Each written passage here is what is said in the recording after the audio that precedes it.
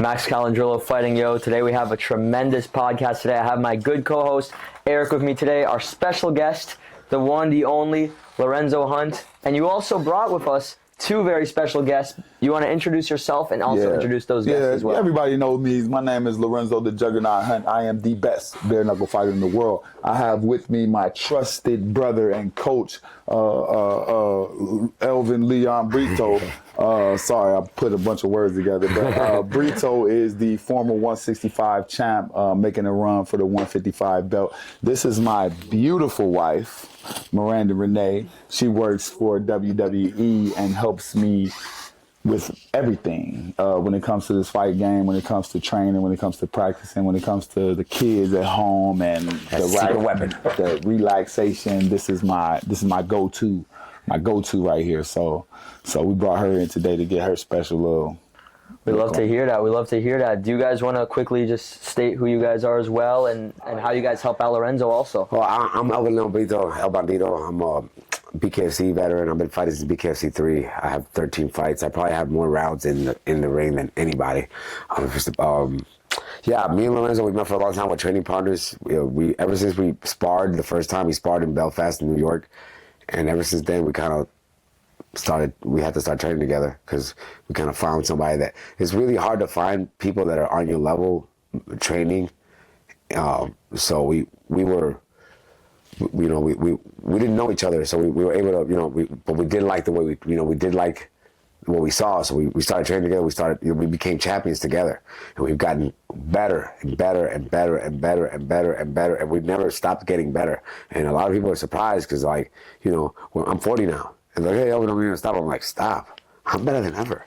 What are you talking about? I'm gonna get that belt. I'll stop when I'm done. And but that's been our journey. We've both been part. We've been part of each other's journey. We've helped make each other champion. We've done that, and we're just leaving our mark in the sport by just being us. That's beautiful. When you watch us, people are like, "Oh, what are you guys doing? You guys we don't rehearse anything. This is who we are. This is how we don't. All those one-liners. It's just off the top of the head." It's awesome. Yeah. It seems so organic talking to you guys. It's really awesome. Super excited to be here with Fighting Yo, fightingyo.com. But Lorenzo's the greatest. I heard that you're involved in WWE as well. Can you tell us how that ties in with him being in the BKFC as well and just that whole experience, I guess? Absolutely. Yeah, I've been doing hair and makeup for over 20 years. Celebrity hair and makeup worldwide, all over. Worked for another wrestling company prior to WWE. And when I met him, I was in that world, so I understand his world. So for him, I am. Well, I love hearing that. How has that actually helped you in your career as a fighter? Being equally yoked is real important in a relationship. For sure. You meet somebody who's in the entertainment business, then the entertainment business aspects of your life aren't foreign. They aren't fighting you. They aren't upset every time you board a plane. These type of things are important when you are pursuing greatness and you're involved with someone who is in pursuit of their own greatness. Then you guys, your problems and your problem solving aligns, and it's not a fight. Can you imagine me having to fight in the world and fight him in training and then fight her at home? Nah. So when I come home, it's all relaxation. R&R, and it's time to meditate and focus and align everything up. And this is my jewel, my diamond. We love hearing that overall, truly. And, BKFC last night as well, over here in South Florida. How's South Florida been treating you overall? And what'd you think of all those fights? I know you probably have a lot on your mind after seeing that card. I came here originally as an invader. I fought Hector Lombard. I jumped in the ring at Knucklemania, and I made my statement that I deserved the title shot. And Hector Lombard punched me in the face, and it went crazy viral. Everybody thought that he was in the right. They thought that I was just some weird guy that jumped in the ring and wanted a chance to shine. And so I deserved to get punched in the face until I started punching him back. When they made the title fight and people realized who I was, that I was already the best here. I was the best guy here already when he came. So when they made that fight and I was able to beat him up, and it really created a little bit of a riot in the stadium, and I haven't actually been booked to fight in Miami ever since. It was a problem. It was some bricks being thrown. It was some fires, and it was some nonsense. And but now, after all these years of fighting and training and pushing, and the guys and they see I'm still here, I've retired a bunch of the Miami heroes. They love me now. They see me and they love me, they accept me, and it is what it is. I love it here. My management company is here, Victor Demesman at All In. Shout out to All In. And I love Miami, man. I'm a Miami guy. We love that. You know, we'd love to see you actually fight over here at some point. You know, Feldman has hinted at some big news coming here in South Florida. We've also got the Hard Rock, and we saw a lot of great fighters. You know, Miami actually has some supposed hometown heroes fighting over here that actually want a piece of you, apparently. That's what they're saying. Zambo told us he may want a piece of you. What do you think about that possible call out and some of the other Miami guys interested? Yeah, so Zambo had a good fight. He's had a good run, and I applaud people who reach superstardom. It's not easy to win 9 or 10 fights in a row, even against ducks, even against bums, even against people on the street. Like you throw yourself in there enough times, something bad's liable to happen. But he's been successful, and honestly, I'm rooting for him to a certain extent. Like I said, Miami needs a superstar, you know, and you guys have one in Zambo. I just think it's a bad career choice and a bad career move for him to challenge me. I'm the one guy here that could stop him. Do you want to risk all of that? Do y'all want to lose another champion? I did it before when everybody thought I couldn't beat Hector. Now where is he? Where's Hector? Now you guys want me to make Zambo disappear like ice? I'm not ice. I'm not here to do nothing weird. I don't want to make him disappear. I think what he's doing for BKFC is great. You know, they're calling him the Mike Tyson, Mike Tyson, the Cuban Mike Tyson. Wow, Every press conference. What a compliment! What a compliment! Now, if he continues to call me out, then what he brings on himself, he will bring on himself, and we will need a stadium bigger than the Hard Rock. We will need the Hard Rock Stadium, the actual stadium, not that one. Maybe the Miami Heat Arena. Yeah. Because what I would bring to the BKFC with the embarrassing defeat of Zambo would change the trajectory and how these guys move about. Like, people already don't challenge me. They don't come. You know how long I've been the champ? Too long, not kidding. A long time. I've been the champ since 2021. Yeah. I haven't lost either belt. I've been the double world champ since 2021. Zambo's been here for 8 months. And how many times have you done title defenses? Because I'm ignorant to the sport. I'm just getting 6? 6 title defenses. 6 title defenses. Now, 6 title. I have 9 or 10 of these at home. yo, can we get one? You're not talking to somebody who can watch a guy throw a couple of wild punches and be like, oh my God, wow, I'm impressed. No. And last night we got to see he has some holes. He has some learning to do. He humbled himself last night. He sat down and said, oh shit, that was really hard. I'd have made light work of that guy. He barely got touched too, and he looked like he was having a difficult time in there. So now we know. So don't pretend me, the era of invisibility, the nonsense, that's very childish. And you've called yourself the Invader, so I imagine you wouldn't really feel much of a presence with his power, with his size, of his notoriety. That wouldn't really faze you at all. Not at all. I mean, he could push me around. He could throw some big punches and make it look good, and all the people would be, screaming and then he go to sleep. That's what I do. Like, I'm better than the moment. I'm bigger than the fight. I'm bigger than him, which is why he's trying to get some notoriety by calling me out. And when we're in the ring, that's my house.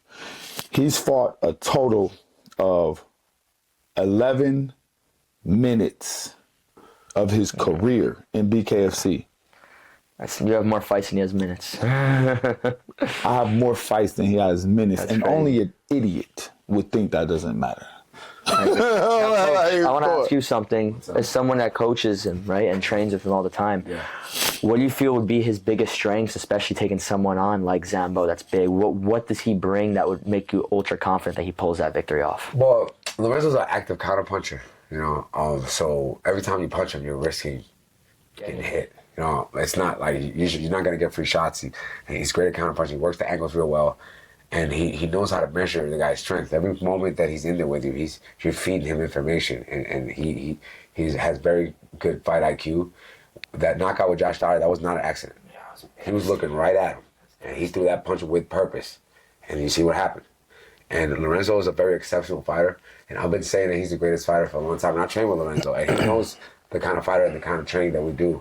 And the kind of person that I am. For me to say something like that, I really believe it. And the reason I believe it is because I've seen how much Lorenzo has improved over the years, and he's actually gotten better and better. He didn't get to show his last fight how much he's improved because of the situation, all right? And Josh Dyer, he was kill or be killed.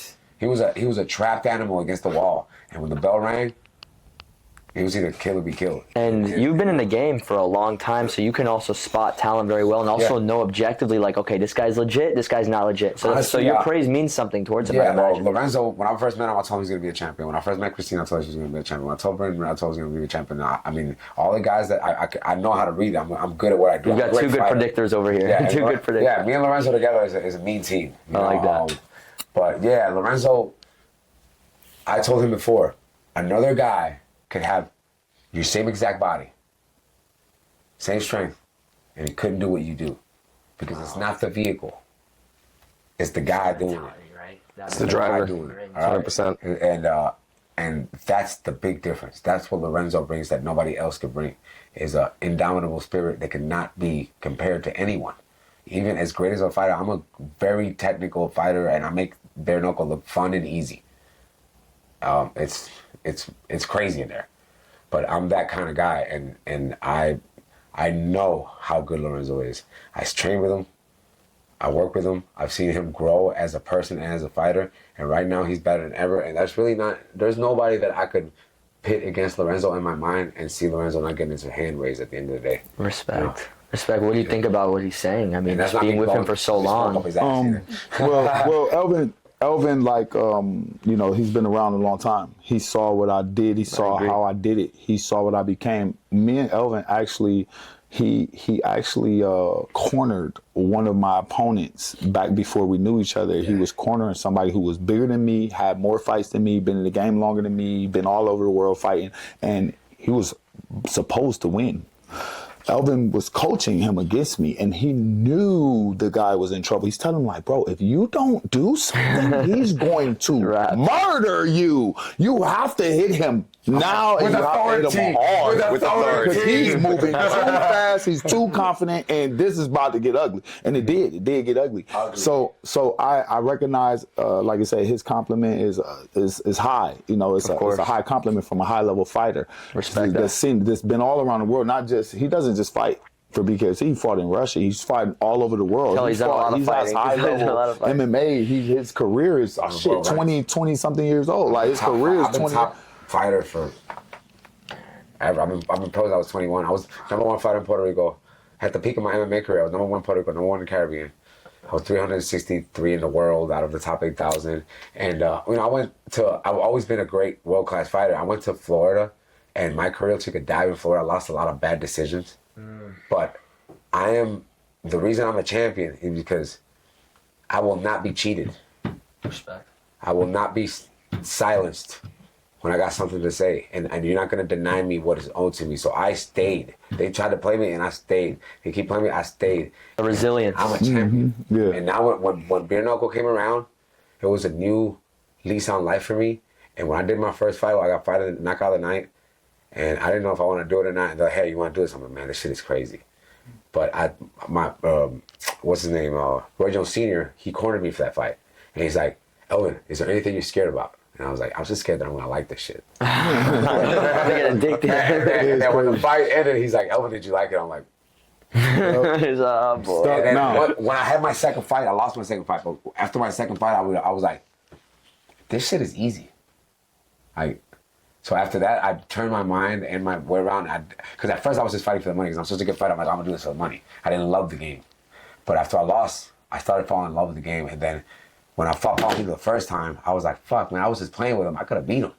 You know? And then after that, I decided that I was going to take this serious. And we went on a title run. We got 5 wins in a row.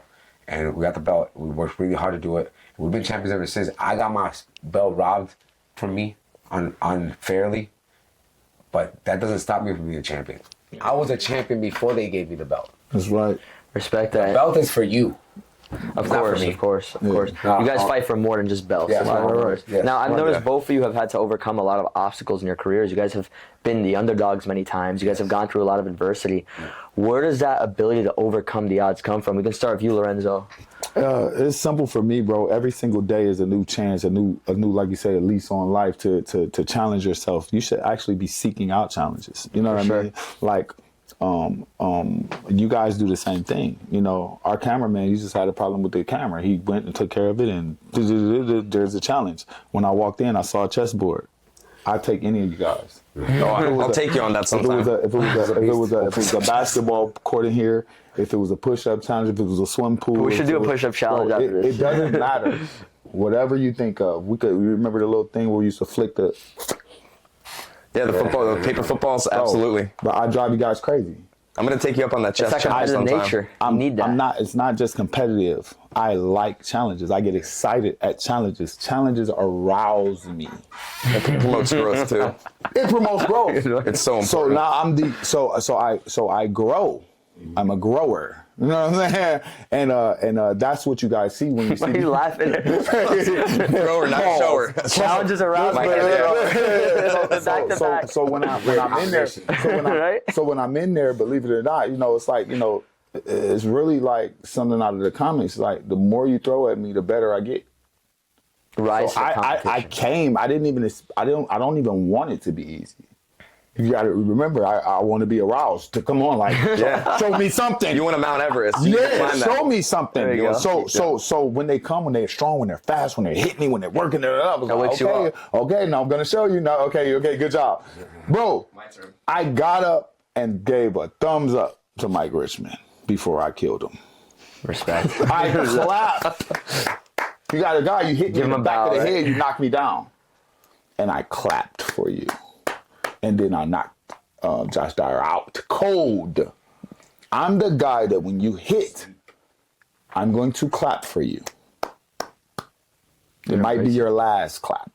You know, I feel like you two push each other really hard. You know? Oh yeah, we go crazy. I we can go tell. I crazy, can feel it. It's no, a good it's thing. nuts. It's nuts. Boys yell at each other. it's Well, we're nuts. better now. We first nuts. we beefed a lot. Of course, it's a Fight all the competitive time. nature, right? I love to hear that. But now we kind of like we had to meet in the middle. You know what I'm saying? Because it's not about being right or wrong or anything. It's just I'm a very pragmatic person, and it's what works. And Facts. you know, a lot of things that I thought were right, Lorenzo Disagreed he and went to the logical conclusion that I was wrong. You know, so I had to accept it. But a lot of people aren't willing to accept their faults because we're champions. The reason he likes to challenge, because champions in any sport, in this sport in particular, we can never be satisfied. We always hate the person that you used to be, and you're never happy with yourself. So you're always pushing yourself to the limit because you want more. You want more. It's not ambition. It's something that's missing And the gratification only lasts a second. so long. Yeah. It only lasts a second. And when I push myself past what I pushed myself last time, it lasts a second, and then I gotta beat that one too. Yeah. Yeah. You know what I mean? I Next gotta one beat right that away. high score, beat that high score, beat that high score. just keep setting goals. and more Bro, goals. if I pop open my phone and show you the health little app and show you the miles that I mileage. run and the things that I You do, long distance? bro, you would be like, that's not real. No way. My high score keeps getting higher and higher and higher. I've shown people and they're like, can't be real. You hear what I'm saying? How many hours a day do you put in for training? When I'm training for my actual fights, I'm shooting for All day. 10. 10 hours a day. 10 hours a day. Bro, when Listen, they you gotta come to realize- fight me, they're sick. I'm not. You're insane. Yeah. Yeah. I'm not. Yeah, I just wanted to know, like, you know, what prompted you guys to go from, you know, MMA, professional MMA, into the BKFC? Are the feelings the same when you're doing the walk, the post-fight feelings, the elevation? Talk to me about some of your feelings about that. Oh, you want me to say? Oh, as a question Either or. again. You said what's the difference? Yeah. Well, you know, and why? How I got into it? Yeah, See, and why you wanted to make well, that transition. I was meant for the sport, so it was only a matter of time till I ended up in it. I was I was champion for Island Fights, the local place in Pensacola. Island Fights champion. I was sitting in Dean Toole's office. Shout out to Dean Toole, Island Fights. Sitting in his office. I don't even know why I was there. It's a talk his phone. And he hands up the phone. He's like, guess who I was just talking to? And I was like, I'm like, who? He's like, the BKFC. I'm doing matchmaking for them. And I was like, hey, man, how much, can you get me on there? And he's like, yeah, I think I can get you on there. I'm like, how much they're paying? And he said, $5,000. I said, huh? Like, there's no sport where they give you $5,000 for your first fight. Nobody wanted to do it. No, see, when I did BKFC 3, now everybody thinks it's cool. But when I did, they're like, hell no. So they had to pay us to go over there. But they didn't really have to pay me. I liked it. And I said, I went over there, and when I did it, I was a natural. You guys are a different breed. And I did another fight, and I did another fight, and I did another fight, and I did another fight. And then I went 5 fights in a row, 5 decisions without getting cut. I finished the fight, and I'm like, oh, I'm made for this shit. It's still pretty. Yeah, and so it's like we were meant to be here. Lorenzo has always been a champion, and this is just the logical conclusion to the trajectory that we've had. You know.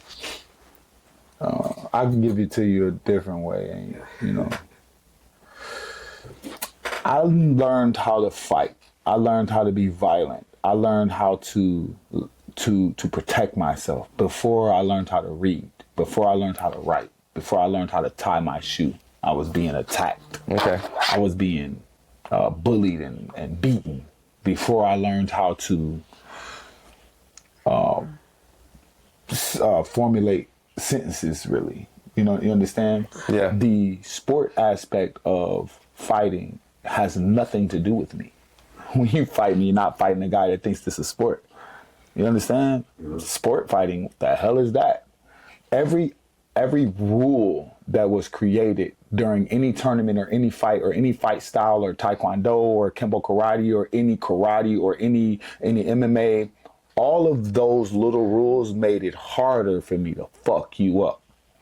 Because I already knew how to fuck people up, but then they were like, "Well, you got to put your gloves on first. You got to put shin pads. You got to put on a helmet. You got to put in gloves." All of the little rules that they made just was like, "Come on, just let me go. Let me go. Let me go. I'll be done. Natural. I'd be done already." You understand? Yeah. If we absolutely. were in the street and you tried me, Lord forbid any of you guys, you're having a bad day and you bump into me and you try. Brian, he's talking to you. You understand what I'm saying? You try that dumb tough guy shit on me. I'm not. This is normal. This is my normal. You understand? So it's not a sport for me. It wasn't about money. It wasn't about nothing. It was about having a legal outlet to do what I know to do. Hurt people. Do some damage to people. So you hurt like people, bro. I got good at hurt people. I'll break people your neck and go eat breakfast. No. So you like the raw nature of the BKFC. I'm just saying, period. Whatever brought it, listen, I had no idea that I would become the bare-knuckle world champion. This is my career choice. Like I'm in college picking over a thing for which career I'm going to choose. This is not that. This is not that. I think you're insane. You want to go underwater welding or you want to take a fucking vocational to okay, do it. That's hard. Me doing what I do, that's hard. That's unnatural. Me doing what I do is very natural for me. It's innate to you, and this coincidentally, this is the route that fit how good you are. Yeah, some guy, you know, was like, we should take the gloves off. He didn't even know that I existed. But I do. Mm-hmm. So there are powers at play. You know what I mean? Yeah. Outside of your particular power or these people doing things that, hey, led me down this path. And I'll take it. Because, you know, it's the path of least resistance for me, believe it or not. Mm-hmm. Bare-knuckle fighting championships is the path of least resistance for me. Going to school might be least resistant for you. You know, being a truck driver might get you your rent paid. Me beating your ass in front of the whole world is the easiest thing for me to do to feed my family. Fits like a glove. Or without glove. the glove, right? 'Cause BKFC, we take It's like a condom. Let me ask you a question. Do you feel as fighters, specifically in BKFC compared to other sports, you have to have a different edge to you? Right? And I'm not going to say, some people even go as far as say like a screw loose. I wouldn't say that, but like an edge. A part of you that's not, a normal person doesn't have in them to be able to take it this far. I don't know. I don't know what a normal is. I don't even You know what I mean? I don't know a normal person that would step into the BKFC. I don't know You what guys normal is. are monsters. We were just talking about champions in every sport, but this is a particular sport, all right, because it's very traumatic. It's scary in there. Most people are just trying to survive. When you have showmen like Lorenzo and Christine, Britt, me, like that are just, we're putting a show up there. Like, that's not normal, okay? But it's hard, like, to be a champion, to get this belt, you got to go through hell to get that belt.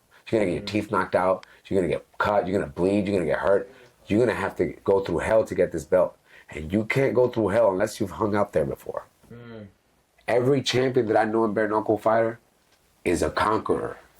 They could have been a victim. They could have been in a back alley somewhere shooting up heroin, to be in a gutter somewhere dead, drunk or something like that, and they conquered, and now they're champions.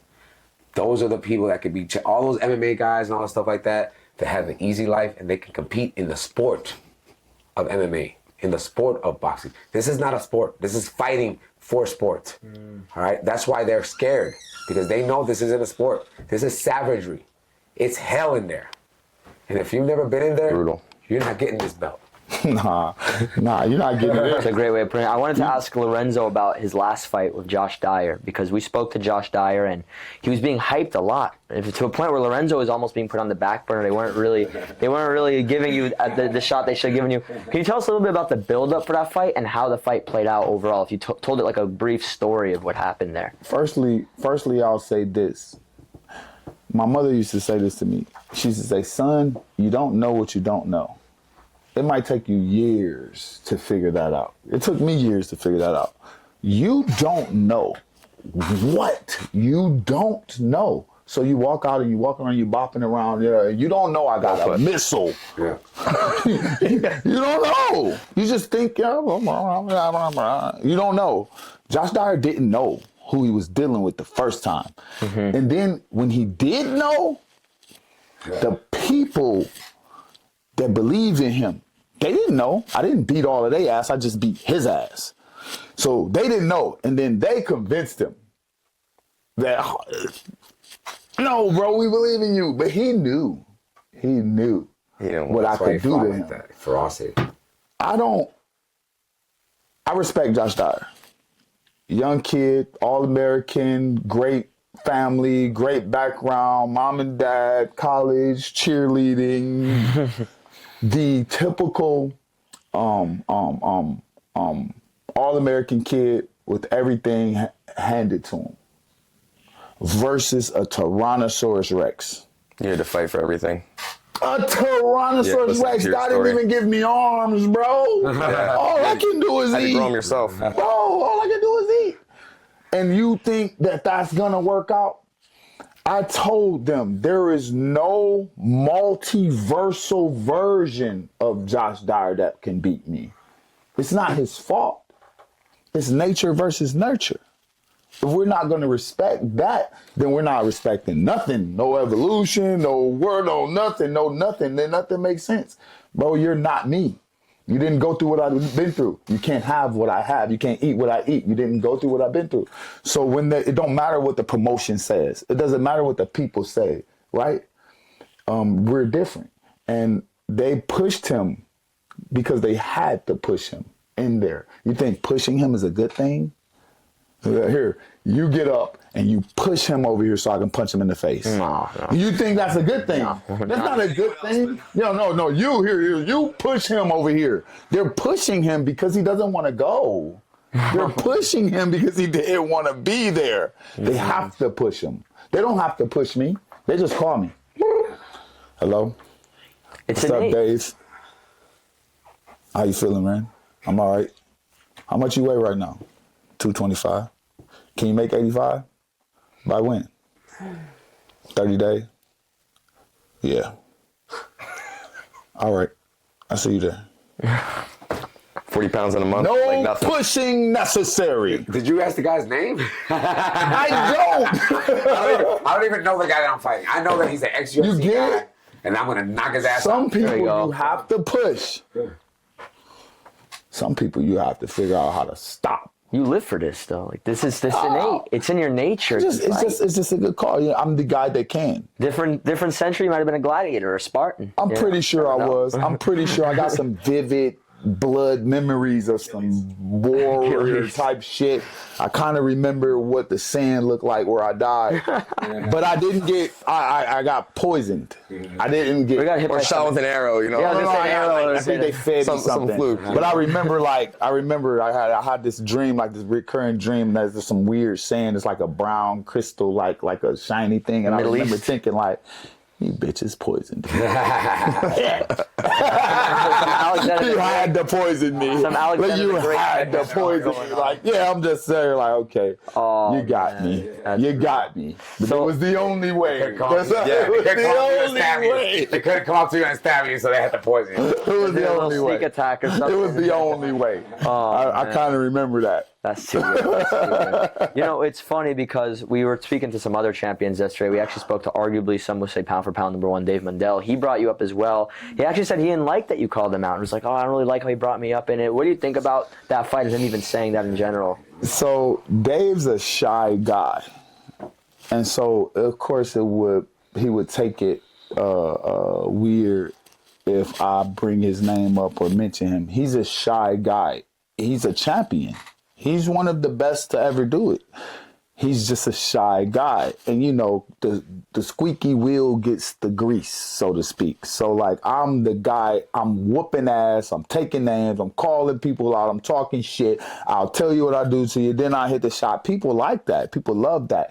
Dave has been right along the same years as me fighting, you know, and doing his thing, but less people know him, less people know of him.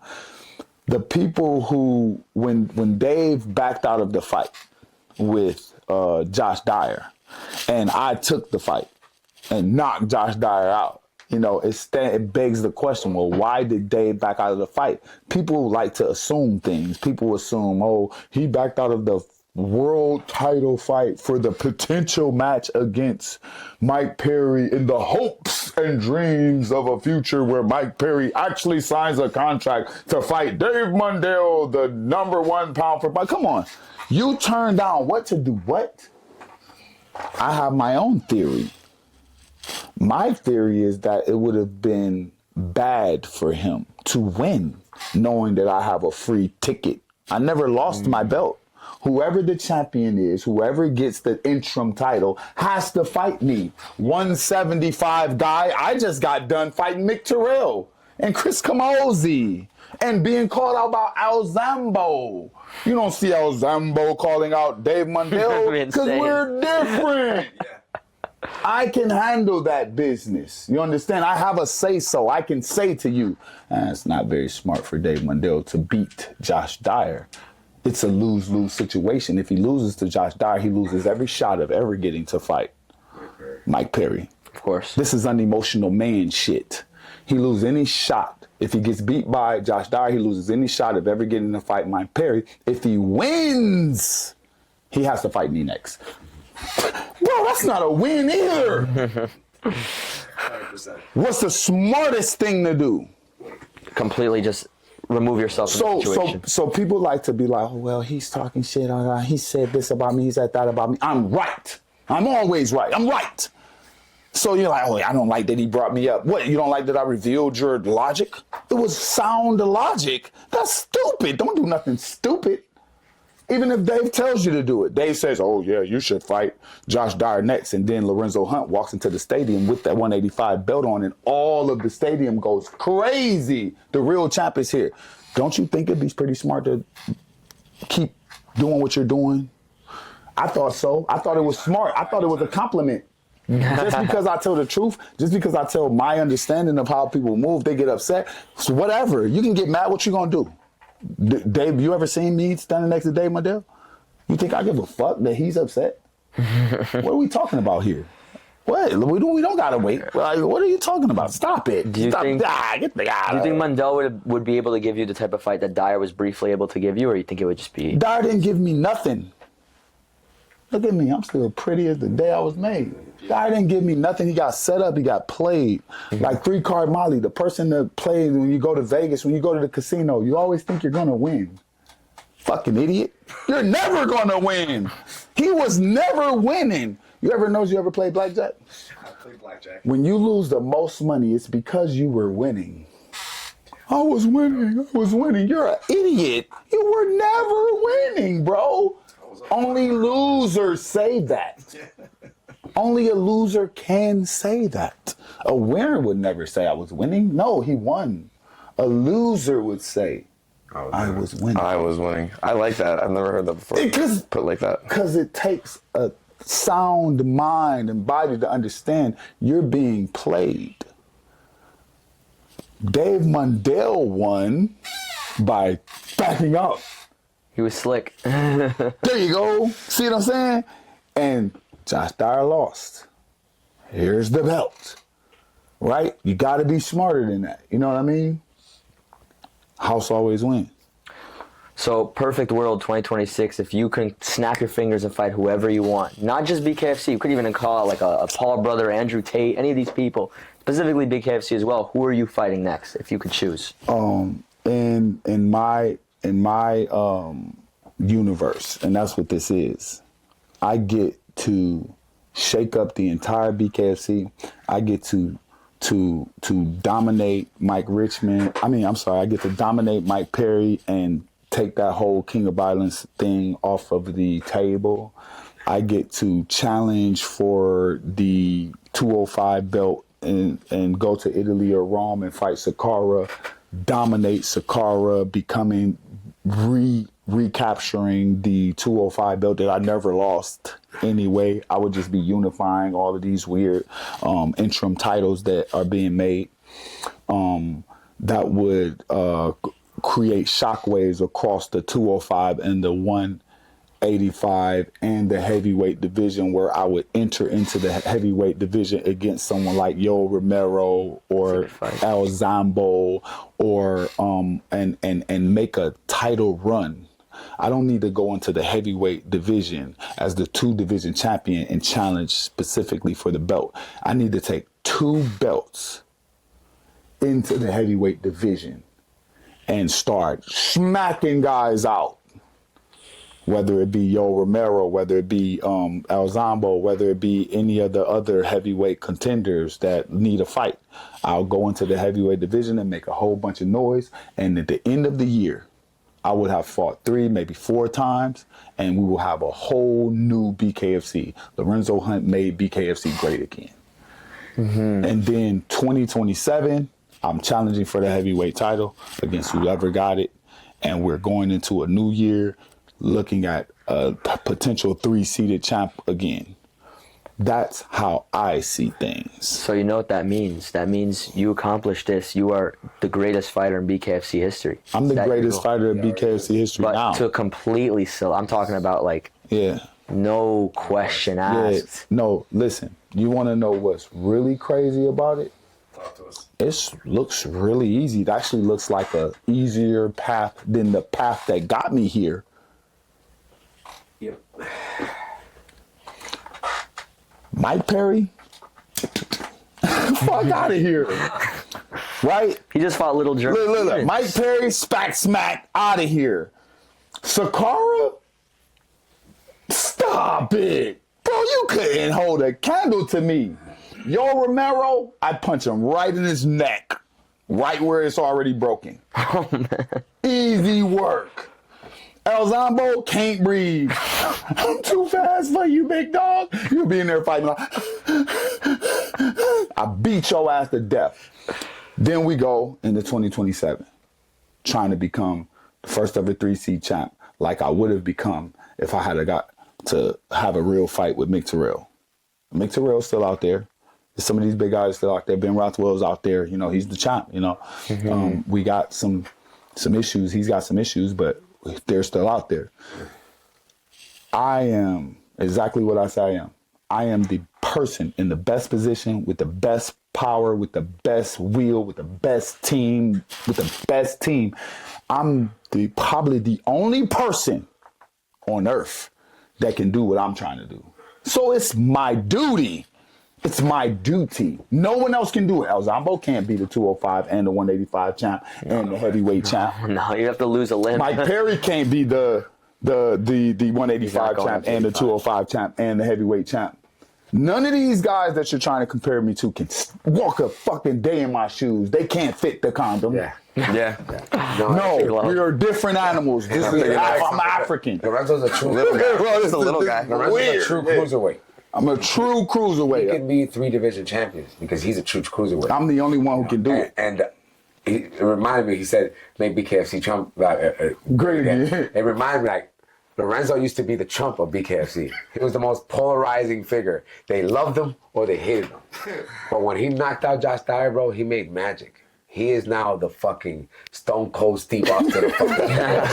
Everybody loves him. Oh, my Badass bottom line. motherfucker. He says what he wants. He does what he wants. And how could you not love him? Come on now. Do you Come on. love? Dude, I love this guy. Love me? And I'm a new fan into the BKFC right now, so I'm just kind of curious, like, what the BKFC means to you, because you're getting me really excited to watch your future fights, and you're making me a bigger fan of the BKFC. Future fights. Have you watched my past fight? I actually haven't. I've only been to one this is my second BKFC event that I've been to. So right now I'm learning so much, and you got me hooked. Like I'm ready to see the shows. I'm ready to, But what's the BKFC mean to you guys? And like where it's taking you from like your struggles into like, where you are now? Well, when I saw when Lorenzo fought in California, talked to David Feldman. David Feldman's a warrior. He's a fighter. I know a lot of promoters. I've been fighting for 24 years, and he's one of the few promoters that I respect because he's a fighter and he understands this, and he fought to do this stuff. And BKFC changed our life. It gave us a new. We were all already great fighters, but like you don't always have the right people on your side, especially when you're good people. Okay. When you're good people, you don't have a guy sucking the devil's dick next to you, so you don't get it easy. You know what I'm saying? But we worked our way up to the top little by little. BKFC gave us a new lease on life. David Feldman gave us a new opportunity to do great things. And because of David Feldman, I've been able to do a whole bunch of good stuff for a whole bunch of people. I've been able to do things for my family. I've been able to go back to Puerto Rico and we're going to be able to start this new. I was already the best MMA fighter in Puerto Rico, but now I'm the only bare-knuckle fighter in Puerto Rico, the first champion ever in the history in Puerto Rico, and soon I'm going to be the first double champion. There you go. And it's all because David Feldman gave us the opportunity. He risked his life so we could risk our life up there. So that's what it means to us. This is our life. We don't have to pretend, like we don't fake anything. This is who we are. And I'm just glad that David Feldman fought so hard to make this happen because we're here. Yeah, it's pretty incredible. He was talking last night how they're now the third biggest combat promotion, and they're doing it with 32 full-time employees, 28 part-time employees, while the other big ones, which we know their names, right, have 1,200 to 2,400 full-time employees. It's a real-life rags to riches story. Yeah. I know every person. I know every employee. I have a relationship, a personal relationship with every employee at BKFC. They know me by name, by heart, by face. I've helped them all. You have to understand that when I came into the BKFC, I wasn't a superstar. I wasn't some spoiled ex-UFC fighter who's had everything handed to him and everybody just roll out the red carpet. When I came into BKFC, I was the guy who rolled out the red carpet for those divas. It was like, hey, you need help? When they unpacked the truck, it was like, oh yeah, sure. They were like, here you go, Lorenzo. They'll throw me the red carpet, and I rolled it out for them guys to come in here while I was whooping ass at the same time. I'm the guy that stood on the stage that broke up Julian Lane and Jake Boswick when they started doing so. I was doing security and fighting. I'm the guy who helped bring the T-shirts in off the truck and get the show ready before I went in the back and got my hands wrapped and did the thing. That's I'm awesome. The guy doing who the dishes too. Petitioned to the boxing commission that the original hand wraps were too thick because you couldn't close your hand all the way, and it made me break my finger. When we first started, we had these weird rules because bare knuckle was new. You understand what I'm saying? I helped build the ring before. Yes. I know Crazy. what's under the ring. You come to fight me in my ring. I know what it's made out of. It's more personal. I'm the guy who rolled out the thing, the help and spread it out before. This is my house. When I'm in that ring, I know the boards. I know where we're at. I know which board has a flat spot. You're stupid if you think you can beat me. I've mapped it out. I walked foot to foot. I know exactly how big it is. yeah. You guys are crazy. So the BKFC means this much to you. Yeah, That is awesome. I've helped. I've That known is so Dave incredible. since 2016. I fought for Dave when he had an MMA promotion called Art of War. We fought in a bar. People were still smoking cigarettes while we were fighting our ass off. I fought Joey Bodybags Pfeiffer, the number 2 contender in the UFC. I fought him for Dave Feldman in Philly in 2016 when some of these guys that are talking shit to me were smoking meth or in the bathroom of a high school smoking cigarettes. I was already doing my thing, bro. You can't just think you can waltz up to me and be an overnight superstar. You put your reps you gotta in. respect You the put your house, reps in for Oh, sure. bro. Well, yeah, ton BKFC of has reps a in. very Go particular Birds. culture compared to all the other sports. It does. And Lorenzo Hunt, Christine, Britt, I mean, we have a lot to do with it. We've been here from the beginning. Like, we help build this. Like, BKFC is a very ruthless bitch. If you don't respect her, she'll hurt you. Maybe forever. But, like, you have to respect it. And you're yelling at the walls. When you're yelling at Lorenzo, you're yelling at the walls. I'm like, bro, if that wall falls on you, you're dead. Or yelling at the ocean. You ain't getting up. Yelling at the ocean. Don't piss the ocean off. You're My gone. grandma be like, don't yell at the Bye, ocean. Felicia. Don't yell. Do not disrespect the ocean. It will eat you. And it's true. You don't. Anybody who ever tried to tempt the ocean, gotcha. Right? Even the best swimmers. I'm the guy. Uh-huh. If you want to, like I said, you want to get interested in BKZ, I'm the guy that when you piss off David Feldman, He gonna say, I'm your next fight. Oh man, He's the. it's like the boogeyman. I'll make sure to stay on good terms with him. He's the I'm your Undertaker. next He's the fight. Undertaker. Oh my God. I'm good. Like, bro, it's like, hey, You're fighting the Undertaker. come here, man. You know, come here. Hey, and I told you how the conversation go. Hello? Yeah. Hey, Dave, what's up? What's up? You free Monday? Lorenzo, can I ask you a question? Yeah, bro. I'm there. What do you think about this open weight tournament they're talking about? 'Cause I feel like, I think this could be your think about real it. breakout. Listen Open to me. division? That's Listen crazy. to me. I just told you what I am here, right? Mm-hmm. When you see me, you see BKFC. My mannerisms, my ability to fight beyond just my weight class is inspiring new ideas. When you see guys walking around the BKFC holding their belt, no one did that before. They Now laughed at me. everyone's They doing it. ridiculed me when I did it. They say he takes his belt everywhere. This guy's crazy. Da, da, da, da. He's always got his belt. You're only supposed to win the belt and put it in a trophy case. Da, da, da. They all laughed at me. Now everyone's got their belt. Now everyone's got beef. When I took Hector Lombard's belt and slammed it on the ground, the next show somebody took Christine's belt and ran with it, and now everybody wants to take the other person's belt. I am BKFC. What I brought to the show is now trying to be duplicated over and over again. When I watch the guys fight, the guys that are doing well, the guys that are doing it right, they called me first. When I say ain't no champ unless I say so, I mean they're like, hey, what do you think I should do? Before Josh Dyer had to fight me, I was the guy that was telling them what to do to beat the other guys. He called me, said, bro, you beat me so bad. I never saw an opening. This is Josh Dyer's own mouth. He said, bro, I never saw an opening. I never knew that someone could be that good or that I was that bad. Help me out. And I said, bro, you need to get you some roller skates because your feet are fucked up. You don't know how to move. You don't know what you're doing. You don't duck. You need to learn some defense. And I said, you need to stay off that center line because you're in front of a train. And he said, okay. And then he started working on himself and da-da-da-da. That's why I said a lot of the promotion, a lot of what you see is garbage because them guys respect me. They know what I did. They saw what I did. You heard how Josh Dyer talks about me. He respects me. You know what I mean? He just didn't see that coming, but that's, you don't know what you don't know. Yeah, And the same 100%. thing for Zambo. I've been whooping ass longer than he's been a fan of BKFC. I've been whooping ass longer than he knew what a BKFC was. I could use the same move that I used at my first 3 BKFC fights that before we were even televising everything. And they'd be like, damn, I never saw that move before. Yeah, dumbass. I did this exact same punch at BKFC 9. You guys are, you think that I'm getting, even if you think that I'm getting old, right? I'm going to tell you, I'm going to give you another perspective. Someone convinced you that being young was better than being old. Probably the old guy who wanted to kick your ass. I needed to push you this way first. So you guys, I feel great.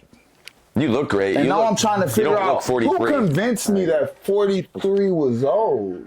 How did I even get that in my head? I didn't never been 43 before. You know what I'm saying? My dad is 68. I'm still scared of him. 60, not 68. He's gonna be mad. Like 60. He's like 67. Okay. But when he moves, I move. To me, it sounds like you're more than willing to be in that tournament for sure. Oh yeah, bro. Come on, man. It's made for me. That cash prize, I'm you know about inspired. it? No, what's the cash prize of that? It's 25 million, right? Listen, the open weight tournament. The tournament has been inspired by me. People like me. People who have the ability to transcend weight classes. If you recognize what Dave's doing, even by making a bare-knuckle fighting championship, he's bringing the fighting world back to the grit, back to the base of manliness, of the manhood. I agree. And one thing that you can't do in a fight is weigh your fucking opponent. In a real fight, you don't get to say, wait a minute, how much do you weigh? You're out of my weight class. You're out of my weight I'm class, sorry. so you should leave me alone. You're overweight by a pound, so it's off. So it's off, no fight.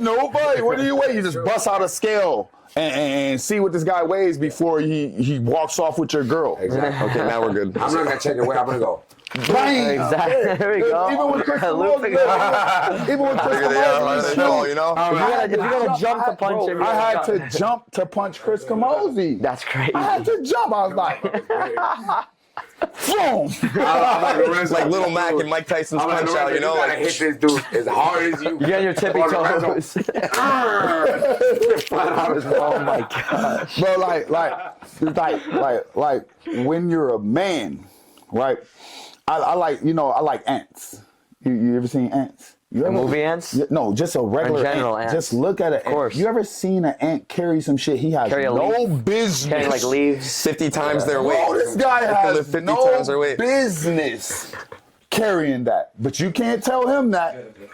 The king of the ants. He's getting it done. He's getting it done. And that's just what I do. I'm not into all of that self-deprecating, talk and, I can't, I'm too little, I'm too this, I'm too that. And that's why I'm so big. I'm just a small guy, bro. I'm not that big. Come on, let's be real. Like, come on, you've seen bigger guys. Shaq was the fucking DJ at the club last night. Oh my god. We've seen bigger guys. But hey, I get bigger. It gets bigger the closer it gets to you. If the king of the jungle is based off of size. Sitting next to you, you're a big guy. Bro, I get bigger the closer I get to you, bro. But listen, if the king of the jungle was off of size, the king of the jungle would be the elephant, right? Not the lion. Right. It's the lion for a reason. It's not, yeah.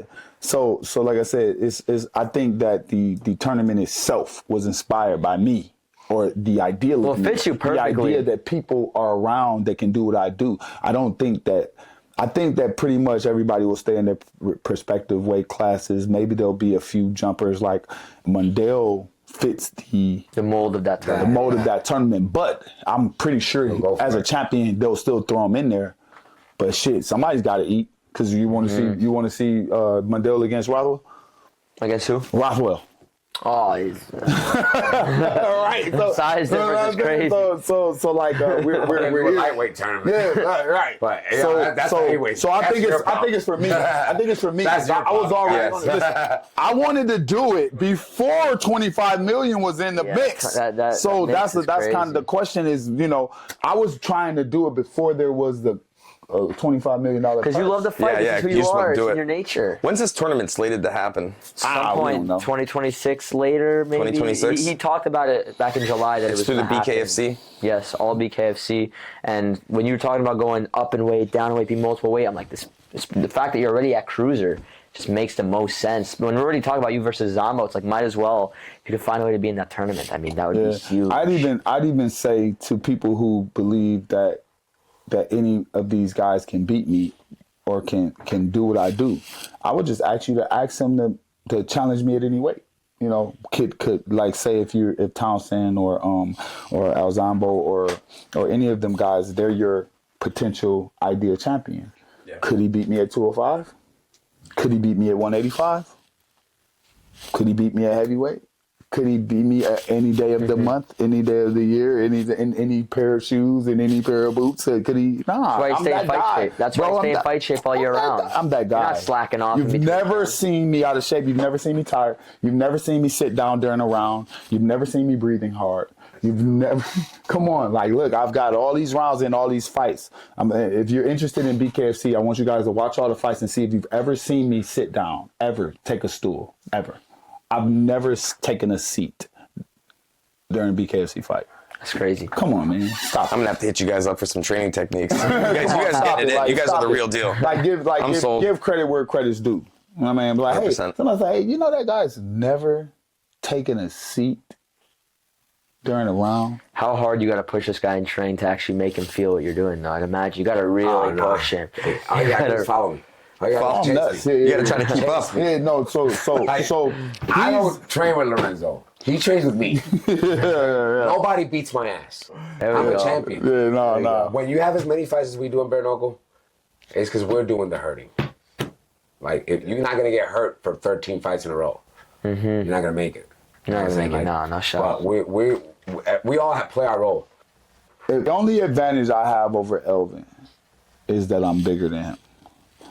If he was my size, fuck. This guy's a dog. Oh my God, bro! Come on, gotta get a lower weight that's open. horrible, bro. That would be horrible. A bigger Elvin would be. I like that idea. Have two open weight, tournaments That's for what the I little think. guys because the That's what I 125 think. pound can't. This is what I think. If this is something that we've been talking about for a while, I think there should be an open weight division. If there's any beef between people, They go to it. Let's go. Let's fight. I like that. That would be fire. Oh, you better be quiet, bro. Yeah. I'll fight you. Well, wait. No way. Fight. Or you should be able to choose. You should be able to say. One hand. You should be able to say no weight classification. Yeah. No weight. Because this is a fight. This No is weight. a sport. Just take it off the table. This isn't boxing. You know what I mean? I get it. I get it. Like sport. if it's a title fight, this, Yeah. that, and the other. It's a title fight. Yeah, Blah, the blah, champion blah. has to be certain. But at a certain level, these guys know how to protect themselves. You should be able to sign up and be like, yeah, no weight. We don't need the commissions being like, oh, you're a pound over, 2 pounds over. Yo, bro, they're just making Hydration jobs. Come on, man. clause. Send it, run it. Look, they act like they're protected, but they're just getting paid. Yeah, that's it. course. That's it. it. Now, and I mean, respect to the boxing commission for trying to interject and That try to was make it normal. professional, Professional. so that it's not you're not out there in cut off jeans like Incredible Hulk and doing But what I will say is that they're pretending to care. Mm-hmm. You wrapped my hands, but you don't care what happened to my face. You wrapped my wrists. Why do I have on wrist wraps? In a fight. You care about my wrist, but not my knuckles and not my face, not my nose. I kind of had questions about that too with the wrist wraps because this is already such a dangerous sport. The wrist wraps fortifying, like if you're not using the right technique, you're gonna roll your wrist without the wrist wrap. Yeah. And we've seen like a guy's nose get punched in and like so much severe damage because you're not fortifying the real. wrist. No, it's not real. It's actually less dangerous. It's not real. I don't. Yeah, less use dangerous. hand Should they wraps take the at wrst all. wraps off? Do you guys think? I Yes. think it should. It would be That's what I awesome. think. I think we should, so you can see So right look, front and right. I have an injury from the wrist wraps. I have an injury from the hand wraps. I very rarely get injured from fighting, but I get injured from the equipment. Yeah. The injury from the wrist wraps, when the punch follow through, will miss. When the punch misses, the wraps will rip your face. Yeah. Oh, Yeah, wow. the wraps. Oh, the yeah. wraps Rips. I never even Grips. thought about that. Yeah. Why are you doing But the this would wraps? slip. This would slip. If I slip the punch, is why they call it slip. It would actually slip off of me if it missed. If you watch when Josh Dyer threw his punch, he didn't miss. He didn't miss. He just didn't land flush. He threw 1-2. The first punch grazed off and slid over the top of my head. I went under, and then the other punch missed, and then he ran into that one. The wrist wraps actually can cut you, like, ripped me open. I got 8 stitches across my mouth when Gustavo rocked me with that wrist wrap. Ripped my shit open. He punched me, but the wrist wrap did the damage. Especially those back then, those are And huge. then, and they were fat and big. Remember I told you we had to get them to change it. So, like, there's a lot of little things that help, you know. There's little shit that we figure out. You know, it was like kind of like, you ever seen $1 Million Baby? Yeah. She breaks her neck on the fucking stool, bro. Come on. Whose idea was it to put the stool in there? Don't forget the stool. Like, it's a bunch of little Yeah, and stuff. a lot of things, like I said, there's a lot of you know, they assume a lot of things. And a lot of these commissions, a lot of these people, they're coming to this fight, so they're trying to have some sort of normalcy. And they're like, well, we got to protect the fighters. I'm like, but this sport, like, the ref in MMA and in boxing, the ref has to protect the fighters. And bare knuckle, the ref is not supposed to protect the Bro, fighters. you're just in the way. You're in the fucking way. Like, you got to get out of the way and let me fight till I can't fight no more. Yeah, you're just Because in it's the way. a fight, right? You're just in the way. Yeah, so, and the wrist wrap, they're like, well, you know, so maybe it's for optics or anything, but really, like, It's gotta be. best. So like, so we don't look like savages, but the actually safest thing to do is just take everything off. Yeah, take the wrist Take wraps everything off. off I because agree. and I've had fight like we've been bare knuckle for a long time. Guys come, hey, why'd you quit? Oh, I hurt my hand. You hurt your hand? It's a bare knuckle fight. You didn't expect that was gonna happen.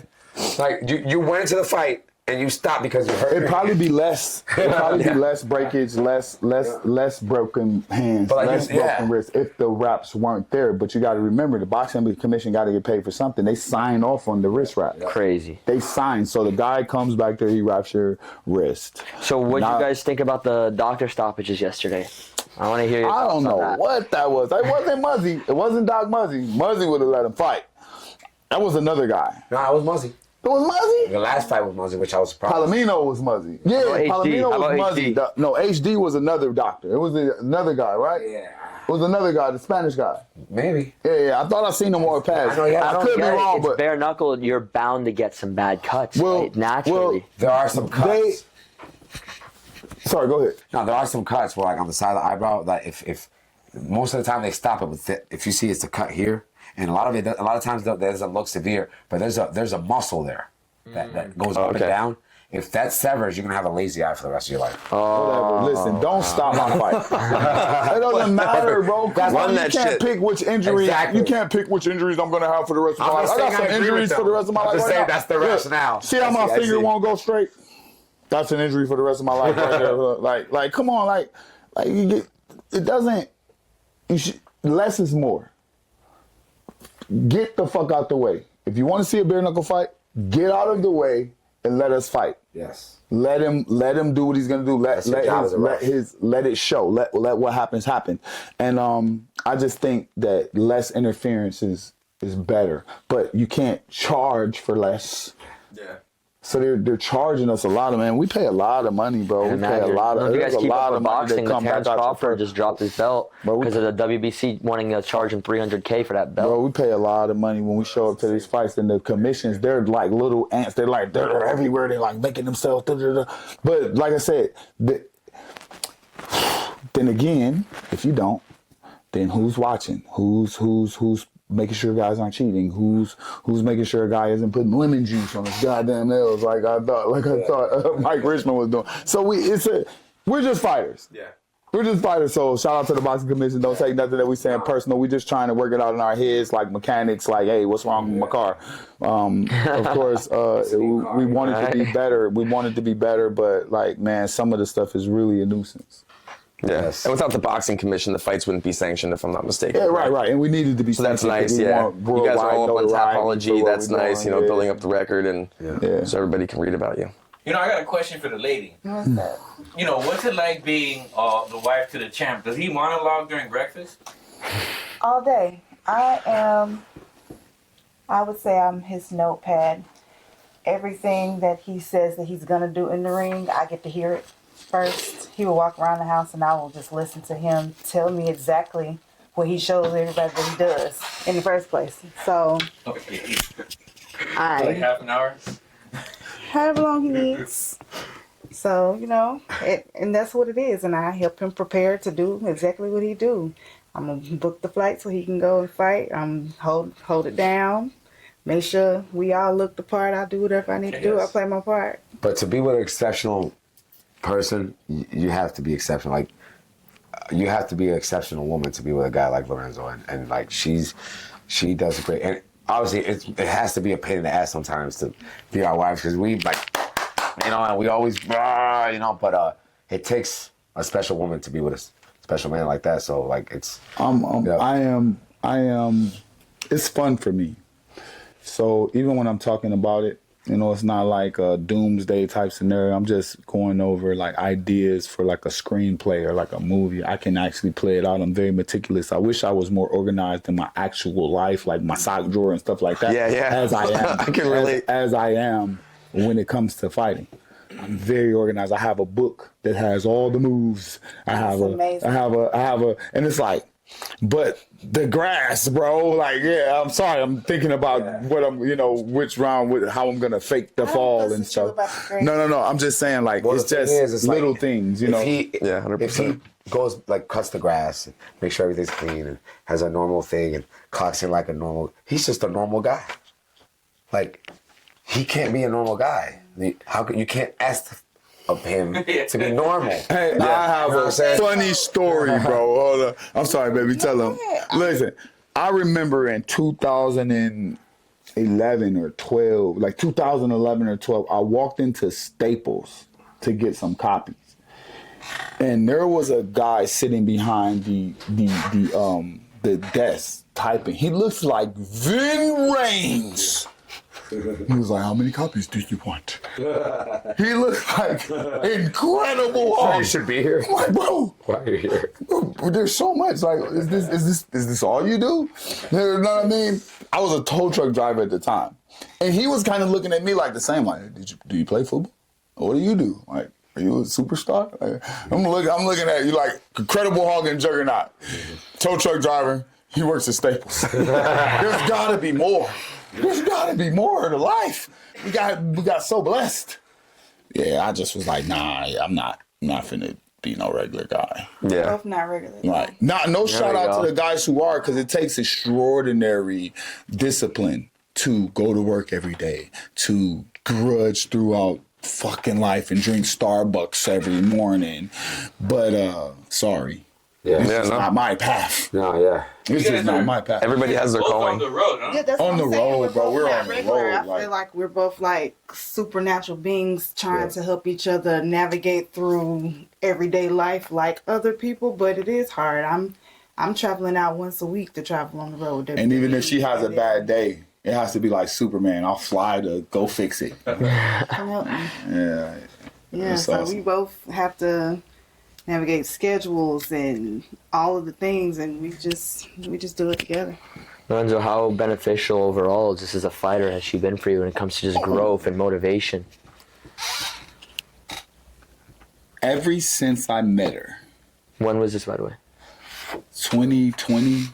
And you just said you've had the belt since 2021. Right. Yeah. So you get what I'm saying? Like, she's been an integral part of the. I was already on the path. I was already winning. I was always kicking ass. But her influence and her structure and her understanding and the way she moves, the way she understands me, the way that she understands the entertainment business. And then She has been a major There we go. part. She's been a major part of the rise of the juggernaut. You know what I mean? Nah, the hard part, the pain, the anguish, the things I had to go through by myself, the ugly parts of the juggernaut were created before I met her. And I was kind of having trouble controlling, drawing the line between, him and me. But with her, she made it easy. She made it easy to relax and to just let him Turn the switch off. Yeah, not really the switch, but just to, it's okay. She doesn't make me turn him off. Yeah. He's accepted here. He's a part of the family. You know what I mean? Oh, that's nice. It's okay. Like, it's okay. No, and you know, women love Lorenzo and everything. When I first met her, I was like, hey, I talked to her for a little bit. I'm like, you need to keep this one. Don't fuck this up. Yeah, he told me, he came back and was like, hey, bro, she's awesome, bro. This one, you know, they were used to kind of seeing me like switching them out. Yeah, I'm like, And he was like, nah, this one. You gotta keep this one. Yeah. When I was so happy when he came back to Puerto Rico, he had her again. I'm like, that's what I'm talking about. Twice, bro. That's what I'm talking about. And honestly, it was one of the best things that she helped him. All the little things that little holes that were missing, you know, she was able to fill it in with her love and really just elevate him. He already did so much by himself. You know what I'm saying? He needed people to just elevate him to the position that he needs to be in anyway, that he deserves. So that I'm glad, you know, I'm happy that Marandan came into his life and, you know. And she's fine. And she's beautiful. Yes. And she's fine. I gotta tell her. And she's fine. I like to be the eye candy on his arm too. However, I owned a business for 20 years, so when I sat down with him and he was going over and they're wanting him to go and do appearances and commentary and all that, and I'm like, let me look at this. Let's see. We need some per diem. We need a day rate. We need the travel rate. We need this. We need that, so that he can actually maximize on his brand, like sell himself and let these people know, like, this is what comes with it, and he needs to be compensated appropriately. Yeah, I like You're that. the mastermind behind the scenes. It's always like that, you know. It's always like that. Two heads are better than one. Yeah, she's a weapon. She's my weapon. Yo. She's my weapon. We got it pretty figured out. You know, when Strong you think boy. about the Juggernaut, you think about how sensational he is. Who inspired you to be like that? I don't know. I think that I probably told this story a few times, but I kind of was like a shy kid, and we moved around a lot, and I believe that I had to develop that personality as kind of like a show off, just so I could be fit in and not be picked on, kind of. So like everywhere I went, I would have a different persona. I used to tell people my name was Michael, like Michael Jackson. I would move to another town and I change my name and I'd be a different guy. I would change my voice sometimes. So even I've been called out on it before too. Like when I do some interviews, sometimes it seems like my voice changed, and they're like, "Bro, this guy sounds different every time he talk." But I'm just a kid, just like every other kid, or like an army kid that just traveled around and got to recreate himself a lot. I got an opportunity to recreate myself a lot until I found out who I really was. You know, most people get 30 and then they start looking for themselves. Well, good luck with that. I got to figure it out when I was a kid. You know, I like to dance. I like to do gymnastics. I did karate. I was the awesome guy. Like I said, chess, ping pong, soccer, whatever you got. I shock you. I surprise you. So this is for me. I was the kid that wanted to run away to the circus. That was me. I told my mom, like, "Mom, if you don't stop, I'm gonna run away and go to the circus." Toby Tyler, yeah. I'm gonna run away and go to the circus, bro. Like I would have did it, and I did it. Now me and Dave Feldman and Elvin, bro, this is a circus, bro. We got the circus. We got the big butt lady. We got the goat. We got everybody. We got the strong man. We got a circus, bro. So yeah, I'm living my dream. Honestly, like it's nothing. Like, this is awesome. Yeah, it is awesome. It's great to see the Hard Rock so packed. You know, BKFC Crazy 85. what It we was do there. jam packed. I was so Jam-packed. And like I said, even to hear him screaming for a Zombo like that, you know, it kind of changed my feelings for. I don't care how he got there. I don't care what he did. That's the mission. That's the mission. And if you put us against each other, yeah, we could cancel each other out. But why? Yeah, exactly. Yeah. Star power. Fuck it. I put us on the same card. You know what I mean? Like, hey, you know, I like them. Yeah, I like them. Fuck it, you know. But if they make it, they make it. I'll beat them up and we'll shake hands about it, you know, like me and Josh Dyer did. But I like them. You know? Yeah, absolutely. I like it. I feel like you have a This is great. This ton is left great. in the BKFC, a ton left in store. But you know, if you can fast forward in time, once this is all said and done, what type of route do you want to still be involved in fighting, or? Man, you know, my true passion is teaching. Good question. Okay. My true passion is teaching. I actually have the most fun when I'm teaching. I teach the kids how to do what I do. I teach a lot of fighters. I'm always helping guys. Most of the fighters, BKFC champions, contenders, have trained with me in some way, shape, or form. I've literally flown to them, or they've flown to me, and they've trained with me. Right now, I'm looking to train Joe Elmore for his potential fight coming up, maybe against Mike Richmond or against whoever. I'm looking to train. I'm in the Atlanta area right now, so I'm training BKFC fighters. I had my own tryouts. One of the guys who fought last night flew to Jacksonville and did my tryouts and actually became a BKFC fighter. So I'm very, very good at picking fighters. Zach Elkins is one of the guys that I picked. Y'all remember Zach? I picked him from the tryouts, and he had a nice run in the BKFC. So I'm an eye for talent. And I'm eyeing for talent. I'm looking for talent. I spar with these guys. I train with these guys. I treat them just like Elvin treated me. And you might become a champion if I say so. But other than that, yeah, I'm. This is my life. I love this. Whether or not I'm actually in the ring, or if I'm a ringside coaching or coaching. I mean, or helping guys get there. It doesn't matter. I'll always be in the fight world. I want to ask actually Lorenzo and Elvin, what's the biggest indicator of genuine potential that you guys see in a fighter? You can start, Lorenzo, and then after. Attitude is everything. Yeah. Attitude is everything. I seen a video of a guy with no arms shoveling out a hole for a swimming pool. Wow. Was he using He his just feet? got it with his feet. I seen a video of a woman with no arms driving a car, picking up her kids, feeding a bottle. You got to have the right attitude. Yeah. So when I talk to people, all that harshness, brashness, all that big bad wolf stuff, all that garbage, I see right through it. When I walk into a gym, who's ever hitting the bag the hardest is the trashiest fighter. Who's ever making the most noise in the gym is the can. I'll just put my gloves on and walk in without even warming up and say, hey, come on, let's do some rounds. And I'll smile. Then I'll whoop them up in front of everybody. I like that. Attitude is everything. The guy who wants to learn, the guy who's eager to learn the moves, the guy who's looking at the other guy's feet, the guy who's trying things, shadow boxing in the corner, the quiet guy that comes to me and be like, hey, can you teach me how to such and such, that's the dangerous guy, because he's already gotten out of his own way. Mm-hmm. He's paying attention. He's already there to learn. gotten out of his own way. He's already admitted what he doesn't know. He's not trying to be the biggest, baddest guy in the world. He wants to learn the techniques, and techniques kill. Josh Dyer was younger than me, stronger than me, faster than me. Dead on the floor. Technique. Techniques kill. So that would be the key indicator of talent for me. It comes long before the bravado thing and the stardom thing. You know, if you got that first, you're done. If you got all that, that's the reaver. All the bravado, all the mohawk, all the glitz and glam, that's fames.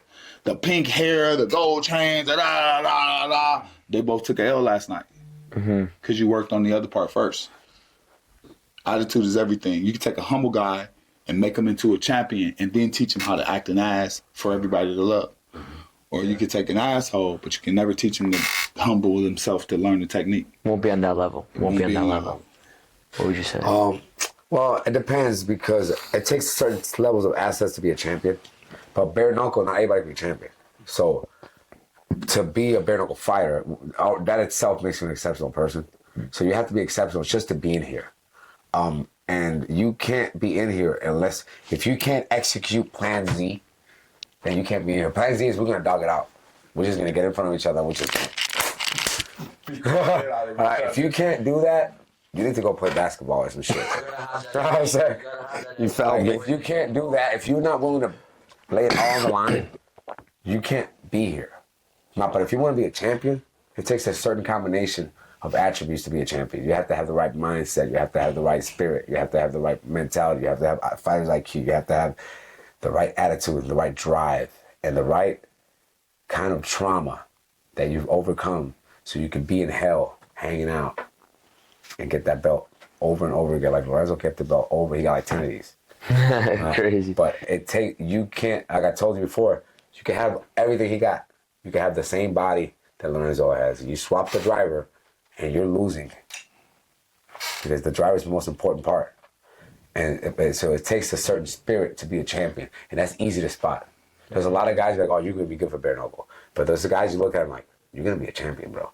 The first day I met Lorenzo, I'm like, bro, you're gonna be the champ, because you can see it. It takes a certain combination of things, and to be a champion in this sport. But just to be here, which like I said, just being a bare knuckle fighter, not all of us are champions. You can be a contender. Just being a contender, that's still a happy life and lucky. You know what I'm saying? Because you belong here. There's the guys that have 10, 12 fights that they'll never be champions, but we love them. Every time they fight, we're like, ah! Because that's the time. This is entertainment. They're fighting. This is, you show that spirit. The fighter spirit is to drive bare knuckle. So you got to have that fighter spirit. That's more than anything. But to be a champion, man, you have to be extra, extra special. Actually, it can't be quantified, really. It's hard to quantify it. Last 3 subjects before we close out. David Feldman, McGregor, Andrew Tate fight. I like that Andrew Tate fight. That's why I brought it up. I want to see that. I'll start with Feldman. Just about what in regards? Talk about him a little bit. When you think about pioneers of martial arts, you think about Bruce Lee, I guess, Gracie's, and, a bunch of names. Most recently, Dana White. Right after Dana White, I think you got David Feldman there. You guys agree? I agree. Yeah. Yeah. Feldman, he's something else. Man, David Feldman took something nobody knew they wanted and made it into what everybody wants to see, what everybody wants to be a part of. Before that, MMA was the highest thing you could aspire to be. And John Jones had kind of closed that fucking door for a lot of people, bro. Like, he was like, never mind, I'm going to medical school. But then this opened up a new avenue for guys to actually dream again. It does remind me of the beginning of the UFC. The late 90s, the early 2000s, when UFC was awesome and everybody wanted to see it. The first Kimbo Slice fights, the backyard, BYB, and doing it in the backyard. Even when boxing commissions didn't want it, to take it to the Seminoles, to the tribes, to the Wyoming, and to go to the places where they would try it. Everybody was against it. Yeah. But I'm telling you, just like Elvin, I was one of the first guys when I got the call. I was like, so just another day in office for me. So they're like, wow, and I knew it. When I came to the trial, I knew it. Nobody knew what they was getting in for except me.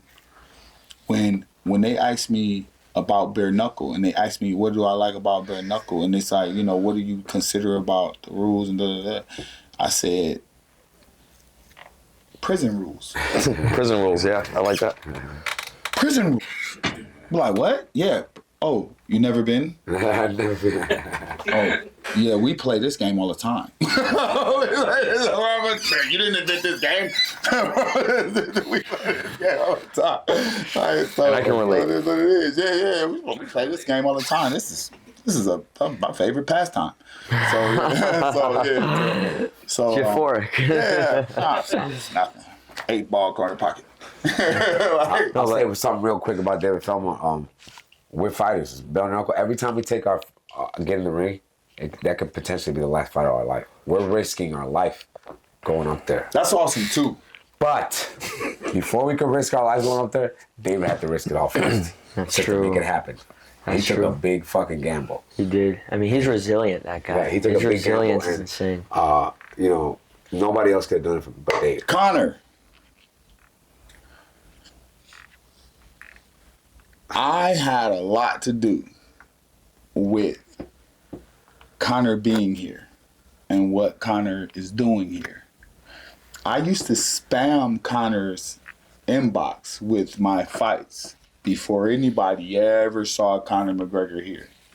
When Conor McGregor came here during the Mike Perry and whatever the other dude, Eddie? like Luke Rocco or Eddie, whatever, Eddie fight. I was the guy he knew Conor was like, hey, here goes the double champ. Hey, come over here. And we got pictures, and he signed the belt, and he was super cool.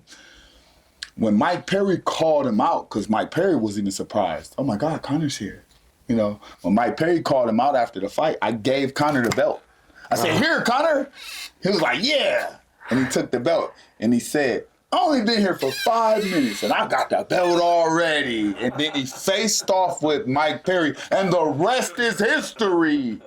Keep it 100. Dana White was like, what the fuck? When he opened the paper the next day, he was like, bro, what happened? How'd he get here?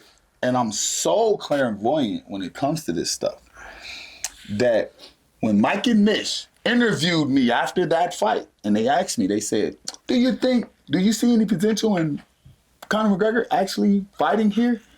I said, nah, but he'll probably own it. I said it on camera.